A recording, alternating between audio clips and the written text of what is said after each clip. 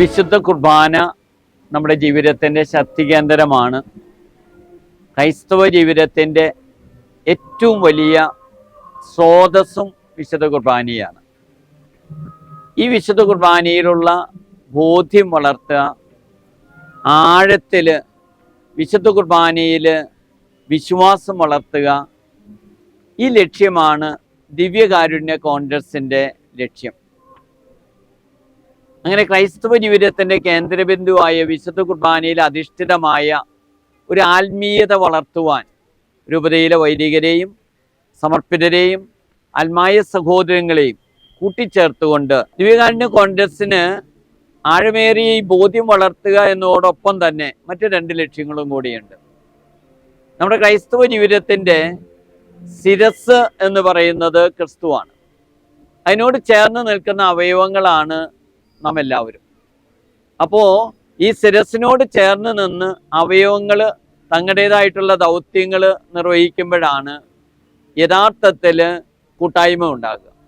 അപ്പോൾ അപ്രകാരം ക്രിസ്തുവാകുന്ന ശിരസിനോട് ചേർന്ന് നിന്ന് അവയവങ്ങൾ തങ്ങളുടെ ദൗത്യങ്ങൾ പൂർത്തീകരിച്ച് ഈ കൂട്ടായ്മ ശക്തിപ്പെടുത്തുവാൻ വേണ്ടതായിട്ടുള്ള പ്രോത്സാഹനം നൽകുകയാണ് ദിവ്യകാരുണ്യ കോൺഗ്രസിൻ്റെ രണ്ടാമത്തെ ലക്ഷ്യം. കൂടാതെ മൂന്നാമതൊരു ലക്ഷ്യം കൂടെയുണ്ട്. ദിവ്യകാരുണ്യം, അൾത്താരയിൽ മുറിക്കപ്പെടുന്ന അപ്പം, ചിന്തപ്പെടുന്ന തിരുരക്തം, അത് ജീവകാരുണ്യത്തിലേക്ക് എത്തി നിൽക്കുന്ന. അപ്പോൾ ഈ ദിവ്യകാരുണ്യ കോൺഗ്രസ് ലക്ഷ്യം വയ്ക്കുന്നത് ജീവകാരുണ്യ പ്രവർത്തനങ്ങൾക്ക് കൂടുതൽ ശക്തി പകരണം. പാവപ്പെട്ടവരിലേക്ക്, പാർശ്വവൽക്കരിക്കപ്പെട്ടവരിലേക്ക്, രോഗികളിലേക്ക്, അവരിലേക്ക് എത്തി നിൽക്കുന്നതാകണം വിശുദ്ധ കുർബാനയിൽ പങ്കെടുക്കുന്ന ഏതൊരു വ്യക്തിയുടെയും ജീവിതം.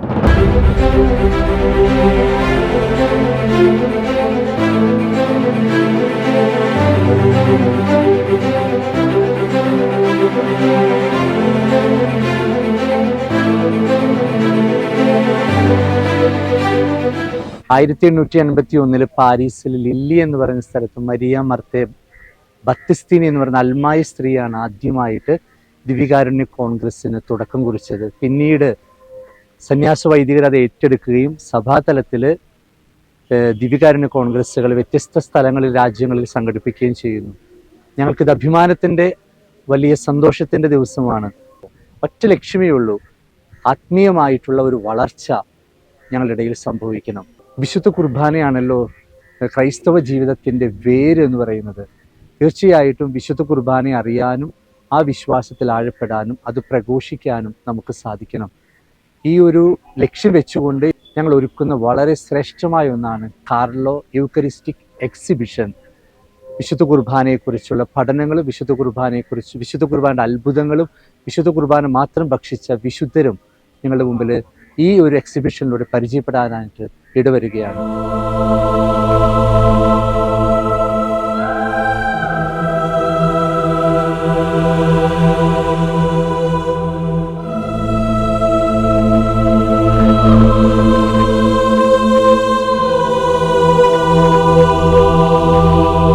ദിവ്യകാരുണ്യ കോൺഗ്രസിനോടനുബന്ധിച്ച് അഭിമന്യ പിതാവ് ഒരു എക്സിബിഷൻ സംഘടിപ്പിക്കാൻ വേണ്ടി, വിശുദ്ധ കുർബാനയുമായി അനുബന്ധിച്ചുള്ള ഒരു എക്സിബിഷൻ സംഘടിപ്പിക്കാൻ വേണ്ടി ഞങ്ങളെ ഏൽപ്പിക്കുകയായിരുന്നു.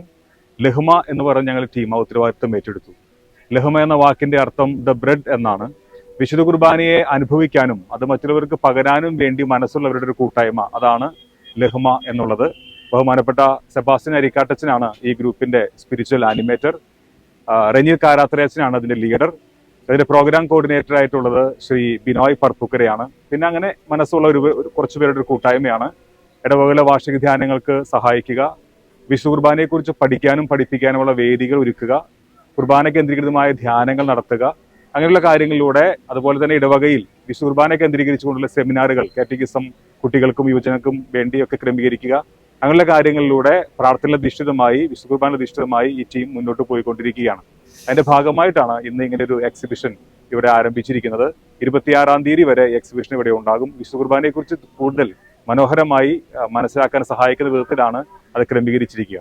ഒരു പ്രദർശനശാലയല്ല, മറുവശത്ത് അത് കണ്ട് പഠിച്ച് മുന്നോട്ട് പോകേണ്ട ഒരു തീർത്ഥാടന വേദിയായാണ് അതിനെ ഒരുക്കിയിരിക്കുന്നത്.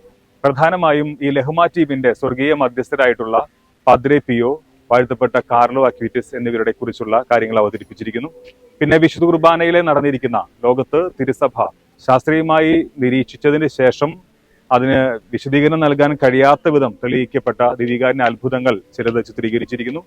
അതുപോലെ തന്നെ വിശുദ്ധ കുർബാന മാത്രം ജീവിച്ച് വർഷങ്ങളോളം ഭക്ഷിച്ച് ജീവിച്ച വിശുദ്ധരുണ്ട്. അവരുടെ ജീവചരിത്രങ്ങൾ ലഘുവായി അവതരിപ്പിച്ചിരിക്കുന്നു. പിന്നെ വിശുദ്ധ കുർബാനയിൽ പങ്കെടുക്കുമ്പോൾ നമ്മുടെ മനസ്സിലുണ്ടാകേണ്ട ചിന്തകളെക്കുറിച്ച്, അടിസ്ഥാനപരമായി നമ്മൾ അറിഞ്ഞിരിക്കേണ്ട കുറെ കാര്യങ്ങളെക്കുറിച്ചൊക്കെ പിന്നീട് സൂചിപ്പിച്ചിരിക്കുകയാണ്. കുർബാനയുടെ ഭാഗങ്ങൾ, കുർബാനയിലെ പ്രതീകങ്ങൾ, കുർബാനയിൽ ഉപയോഗിക്കുന്ന വസ്തുക്കൾ, വസ്ത്രങ്ങൾ, അതിന്റെ അർത്ഥങ്ങൾ, അങ്ങനെ വിശുദ്ധ കുർബാന കുറച്ചും കൂടിയും ബോധ്യത്തോടെ ആഴത്തിൽ മനസ്സിലാക്കിക്കൊണ്ട് പങ്കെടുക്കാൻ, അർപ്പിക്കാൻ സഹായിക്കുന്ന രീതിയിലാണ് ഈ എക്സിബിഷൻ ഇത് സംഘടിപ്പിച്ചിരിക്കുന്നത്. എല്ലാവരും തന്നെ ഈ എക്സിബിഷൻ വന്ന് കാണണമെന്ന് ആഗ്രഹിക്കുന്നു. എക്സിബിഷൻ വന്ന് കണ്ട് മനസ്സിലാക്കി പഠിച്ച് വിശുദ്ധ കുർബാനയ്ക്ക് വേണ്ടി ഒരുങ്ങി ഇനിയുള്ള ബലിയർപ്പണങ്ങൾ കുറച്ചും കൂടി ആത്മാർത്ഥതയോടെ, ബോധ്യത്തോടെ ആകാൻ എല്ലാവരും പരിശ്രമിക്കണമെന്ന് പ്രത്യേകം അഭ്യർത്ഥിക്കുകയാണ്.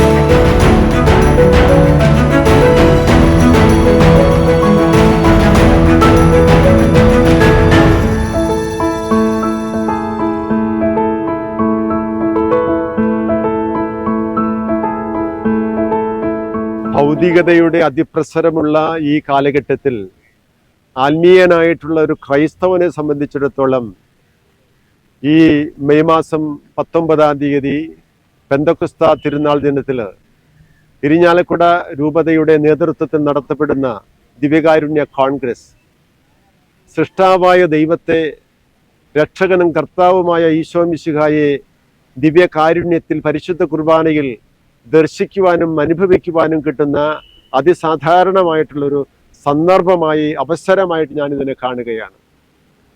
തീർച്ചയായിട്ടും ഈ ഒരു സംഭവം വിശുദ്ധ കുർബാനയിൽ സൃഷ്ടാവായിട്ടുള്ള ദൈവം വസിക്കുന്നു, സത്യമായും പൂർണ്ണമായും വസിക്കുന്നുവെന്നുള്ള ആ വലിയ വെളിപാട്, ദൈവരഹസ്യം ഉറക്കെ ഉദ്ഘോഷിക്കുന്നതിന് വേണ്ടിയിട്ടാണ് ഈ ജനതകൾ മുഴുവനും തന്നെ ഒരുമിച്ച് ചേരുന്നത്.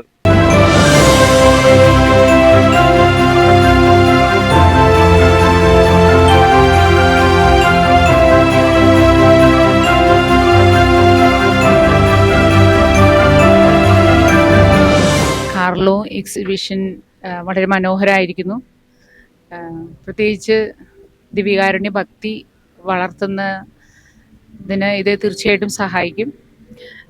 സൺഡേ കാറ്റിസം കുട്ടികൾ, അതുപോലെ സ്കൂളിൽ പഠിക്കുന്ന എല്ലാ വിദ്യാർത്ഥികളും, കോളേജ് വിദ്യാർത്ഥികളും എല്ലാവരും ഇത് കാണണം തീർച്ചയായിട്ടും. ഞങ്ങൾ ഭയങ്കര തിരക്ക് പിടിച്ച് പോവായിരുന്നു. പെട്ടെന്ന് കയറി കണ്ടുപോകാന്നുള്ളൊരു മൈൻഡിലാണ് കയറിയത്. കയറിയപ്പോൾ തന്നെ ദിവ്യകാരണത്തിന് വേണ്ടി ജീവിച്ച കുറെ വിശുദ്ധന്മാരെ കുറിച്ചും വാഴ്ത്തപ്പെട്ട കാർലോ അക്വിറ്റിസിനെ കുറിച്ചും അതുപോലെ തന്നെ അതിനുവേണ്ടി സ്പെസിഫിക് ആയിട്ട് ജീവിതം മാറ്റിവെച്ച കുറെ പുണ്യാത്മാക്കളെ കുറിച്ചും ഉള്ള കാര്യങ്ങൾ അതിൽ കറക്റ്റായിട്ട് എഴുതിയിട്ടുണ്ട്. ഞങ്ങളെല്ലാം വായിച്ചു. ഓൾമോസ്റ്റ് എല്ലാത്തിലേക്കും ഞങ്ങളുടെ കണ്ണെത്തി. എല്ലാം വായിച്ച് ഞങ്ങൾ വിട്ടു. കുറെ കാര്യങ്ങൾ നമുക്ക് മനസ്സിലാക്കാനും ദിവ്യകാരുണ്യ അത്ഭുതങ്ങളെ കുറിച്ച് കൂടുതലായിട്ട് അറിയാനെല്ലാം സാധിച്ചു. പല ധ്യാനങ്ങൾക്കും ഇങ്ങനെ ക്ലാസ്സുകളിലൊക്കെ അറ്റൻഡ് ചെയ്യുമ്പോൾ അച്ഛന്മാർ പറയുന്ന കാര്യങ്ങളെല്ലാം കറക്റ്റായിട്ട് അതിൽ പറഞ്ഞു വെച്ചിട്ടുണ്ട്. നമ്മൾ ഭയങ്കര സിമ്പിളായിട്ട് കാണുന്ന എല്ലാ കാര്യങ്ങളുടെയും വളരെ വ്യക്തമായ അർത്ഥതലങ്ങളെല്ലാം അതിൽ കാര്യമായിട്ട് പറയുന്നുണ്ട്. നല്ലൊരു എക്സിബിഷനാണ്. നമുക്ക് നല്ലൊരു എക്സ്പീരിയൻസ് ആണ്. ഇതുവരെ വന്നതിൽ വെച്ച് എനിക്ക് കുറച്ചും കൂടി ഒരു നമുക്ക് ടച്ചിങ് ആയിട്ട് തോന്നുന്ന ഒരു എക്സിബിഷനാണ്.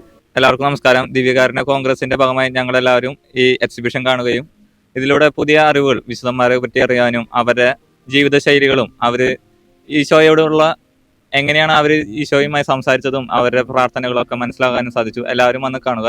യുവജനങ്ങളെ പ്രത്യേകമായി ക്ഷണിക്കുന്നു. ഞങ്ങൾ സെന്റ് തോമസ് കത്തീഡ്രൽ KCIM അംഗങ്ങളാണ്.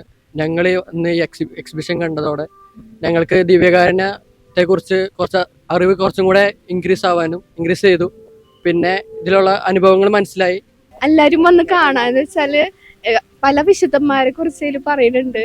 അപ്പോ അവരുടെ അനുഭവങ്ങൾ, അവരുടെ ജീവിതം എങ്ങനെയായിരുന്നു, അങ്ങനത്തെ കാര്യങ്ങളൊക്കെ അങ്ങനത്തെ കാര്യങ്ങൾ ഇതിൽ പറയുന്നുണ്ട്. അപ്പൊ അതിനെ കുറിച്ചുള്ള കൂടുതൽ അറിവുകളൊക്കെ നമുക്ക് കിട്ടുന്നുണ്ട്. വിശുദ്ധ കുർബാനയെ പറ്റി അറിയാനും വിശുദ്ധ കുർബാനയെ കൂടുതൽ സ്നേഹിക്കാനുമായി ഇങ്ങനെയൊരു പ്രദർശനം നടത്തിയത് ഏറ്റവും അനുഗ്രഹപ്രദമായി ഞാൻ കാണുകയാണ്.